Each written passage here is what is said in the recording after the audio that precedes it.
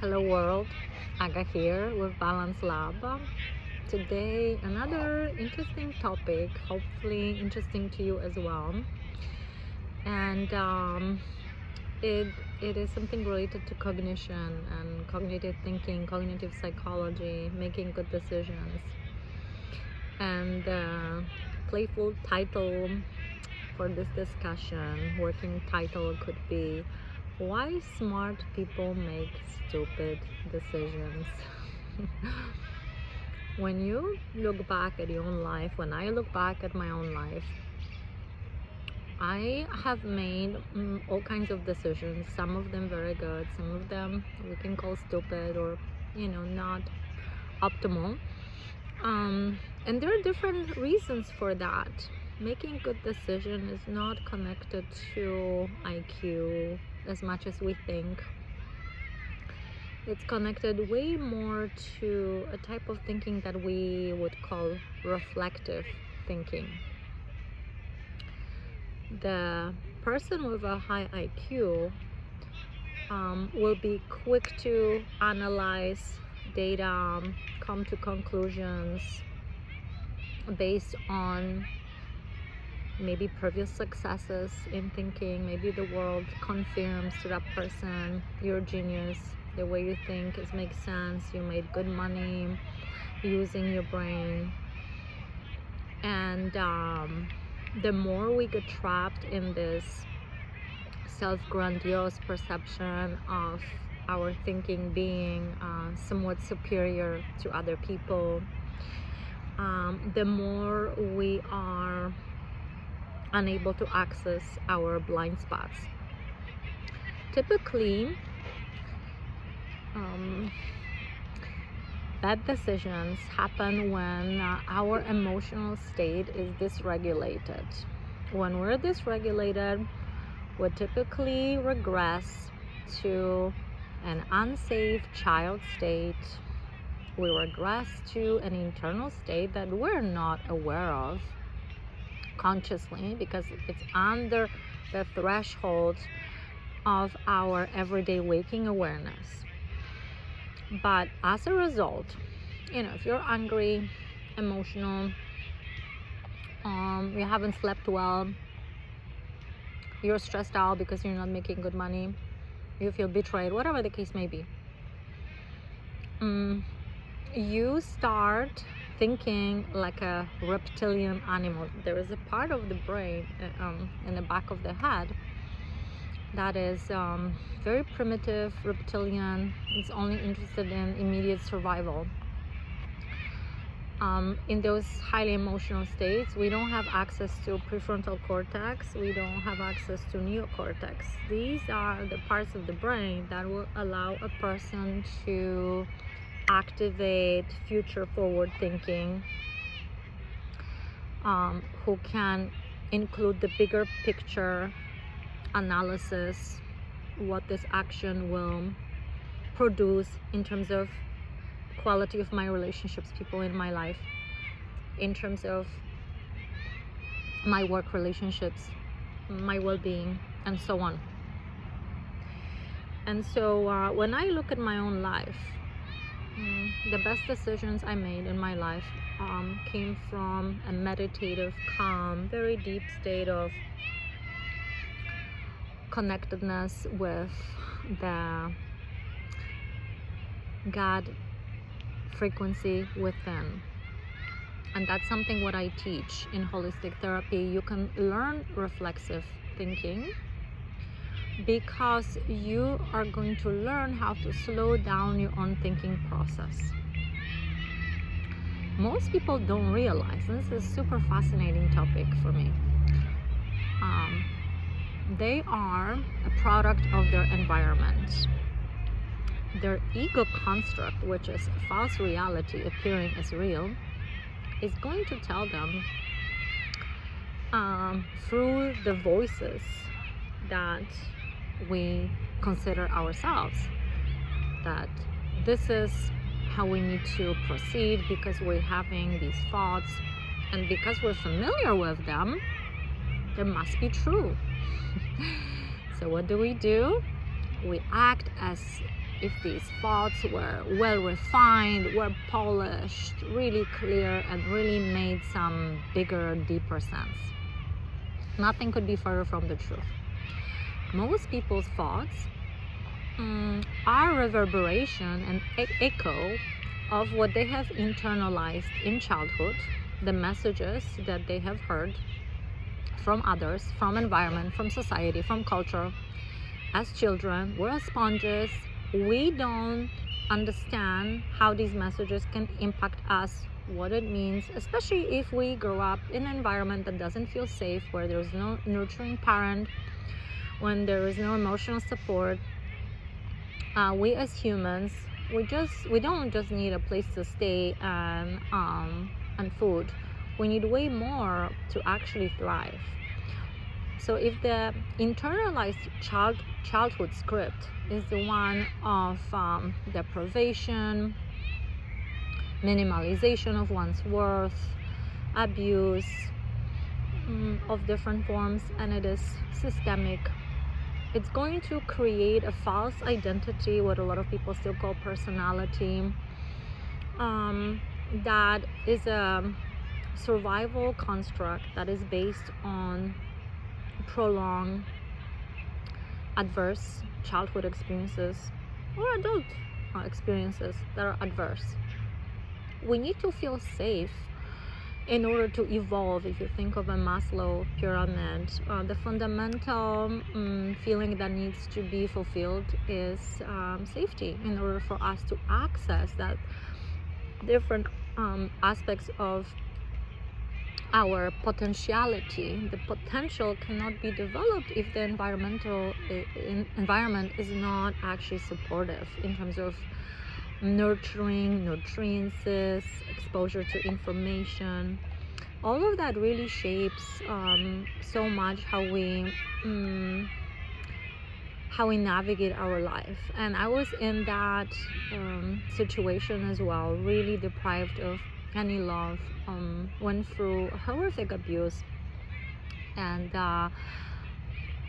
didn't really understand who I am until sometime in my 30s. Obviously I'm still growing, I'm still becoming, but I started removing those traumatic influences when I started meditating. And why meditation is important? Because it will allow you to slow down your thinking. Thinking happens so fast. Again, this is just automatic process. It's not actually, I misspoke, it's not real thinking. It's a broken record. Real thinking happens on a deeper level. And it's really not that fast. Driving fast with a broken vehicle, that's really not an amazing way of driving. You have to have not just a Ferrari, but you need to know how to actually drive a Ferrari. So it is one with the other that creates superior thinking. And knowing that you can absolutely impact the quality of your thinking, create incredibly powerful ways of analyzing, assessing reality around you, choosing from it how you want to proceed, and also being able to slow down enough your own processes, because it's not personal. You're having a human experience, you are experimenting internally. Once you understand and feel that you are loved, you don't have anything to prove, you don't have to be loud, you don't have to do anything that the society says that you should do. That will create such freedom within and such ease that learning new ways is going to become like a fun game that you can play every day with yourself, and the results will really impress you over time. The quick thinking, again, when it's combined with a high intelligence, can create shortcuts and blind spots. There is a test that you can take. It's called cognitive reflection test. It's a free test you can take online, with some very interesting questions that seem very banal. However, well, I'll just give you an example. You will be able to test yourself if your quick intuition is actually valid, or if you can go deeper to the reflexive thinking. That again is something that we develop over time with journaling, with analyzing our own thought processes, with healing trauma, with ridding the brain of the heavy delta state that is associated with trauma, and can grab over 30% of your brain capacity to develop. So there are different interesting tools, and neurofeedback is one of those tools if you want to clear trauma faster. Hypnosis, another incredible, very fast and effective way. Somatic therapy. These things can really bring you up to speed if you want to live optimally and you want to think optimally. So this test has questions that seem very banal on the surface. However, well, I have one example, and I'm curious, what your answer is going to be. You have a baseball bat, and you have a ball, and the price for both items is $1.10. The ball is $1 more expensive than a baseball bat. What is the price of the baseball bat? And I'm curious what is going to be your answer. It's just one of the questions. If you're interested really in digging deep into the meanders of your mind, and learn how you communicate with yourself, with your world, there is a fabulous book called Messages by McKee. And you can look at some exercises in this book. The idea is really not to rush.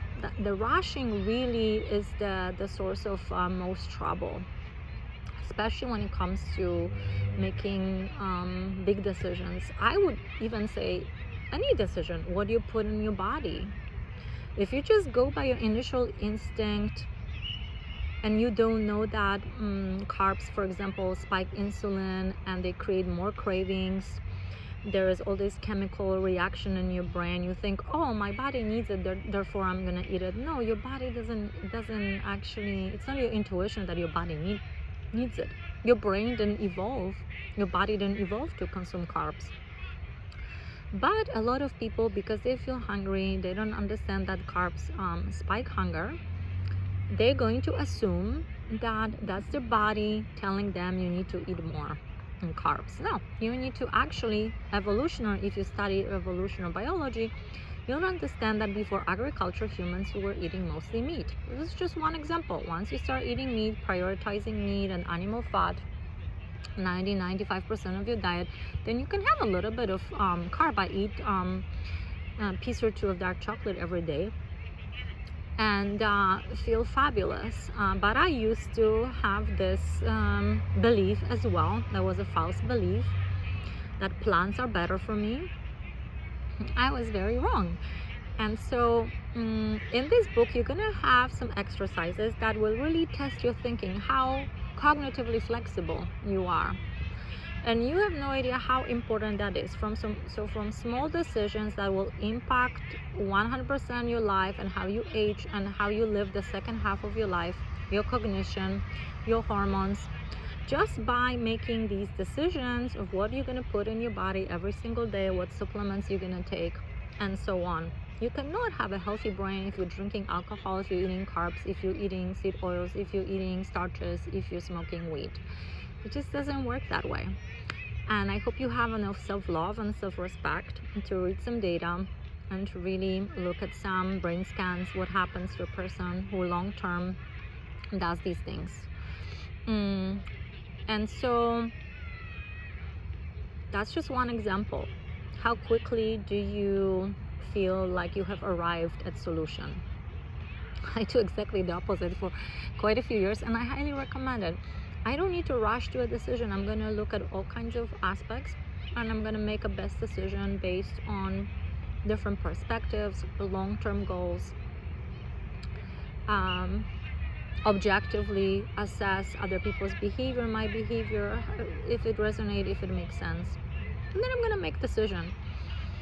That kind of decision making is very empowering, and we might feel a bit lonely at the beginning because we're not following the mainstream. We are not a victim of a group thinking, which examples of we've seen during World War II, in Nazi Germany, or during the recent pandemic, because there's this assumption that a group cannot be wrong and these powerful people like Bill Gates cannot be wrong. Well, we all are wrong in many different aspects of life, and we're not experts in many different categories. So that thorough exegesis, thorough scrutiny, not because we want to shame or criticize someone. To understand thinking, you need to first realize that information is infinite formation. We're living in a very dynamic world, mostly non-physical, and that world depends on the quality of our thinking, what's going to actually manifest. It's so related to how stretched, how effective, how reflective is one's thinking. There are several authors I can recommend. Messages Mackey is one of them. Also, if you're interested in mass manipulation, look into the books of Noam Chomsky and 10 Stages of Effective Manipulation in the Society. He's a well-known, incredible writer. Even if you're going to go against mainstream, I would argue that that's a better decision for society long-term, for your own mental health, for your own fun, for your own playfulness, because it's way more fun to be among people who are interested in solving a problem, but they're not personal about it. They're actually able to focus on the problem, not on the person. There are amazing tools. For example, narrative therapy. It's a wonderful tool. You can look it up. One of the techniques used in a narrative therapy is externalizing the problem. So the problem is not the person. So poor thinking in that case is not part of the identity statement.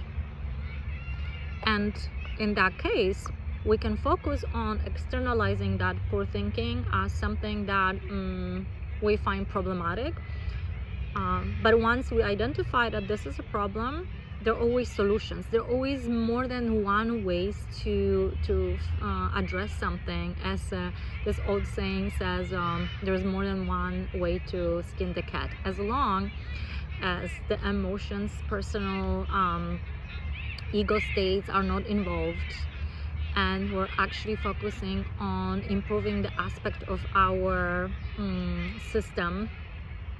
I look at human systems as this beautiful avatar device. We're here to experiment. We're here to have all kinds of joyful, challenging, sometimes learning experiences.